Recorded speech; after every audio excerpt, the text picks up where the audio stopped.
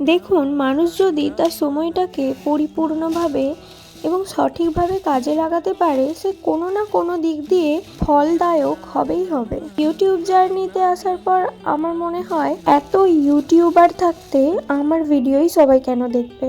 পর আমি বিভিন্ন নতুন চ্যানেল এক্সপ্লোর করতে থাকি, তাদের লাইক, শেয়ার, কমেন্ট, সাবস্ক্রাইবার সব কিছুই দেখতে থাকি এবং তাদের পুরনো কন্টেন্ট দেখতে থাকি। মানে তাদের ইউটিউব চ্যানেল থাকলেও তারাও কাউকে ফলো করে, তারাও কাউকে ভালোবাসে, তারাও কারো না কারো কন্টেন্ট পছন্দ করে। সুতরাং আমারও হয়তো কেউ করবে, সেটা সময় লাগবে, সেটা সময় সাপেক্ষ।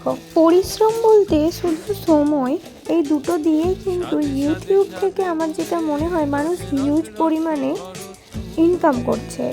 এমনও মানুষ রয়েছে সহজ সরল ভাষায় প্রতিদিন যা করছে সেগুলোই ইউটিউবে আপলোড করছে এবং সেখান থেকে ইনকাম জেনারেট করছে।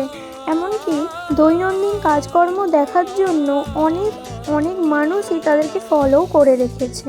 আমার কাছে একটা ছোট্ট অ্যাডভান্টেজ হলো, যেহেতু আমি দিল্লিতে থাকি এবং আমি যেহেতু বাঙালি, এখানকার আমার জীবনযাত্রা কেমন সেটা আমি আপনাদের সাথে তুলে ধরতে পারবো, শেয়ার করতে পারবো। সাজানো গোছানো ভিডিও পেতে গেলে আমার আগের শর্টস ভিডিওগুলো চেক করে নেবেন এবং আমি আজকে আমাদের ছোট্ট পরিবারে ধীরে ধীরে কীভাবে সব গুছিয়ে রাখছি এবং গুছিয়ে রাখতে পারছি, সেটাই আজ আপনাদের সাথে শেয়ার করলাম। আশা করি ভালো লাগবে।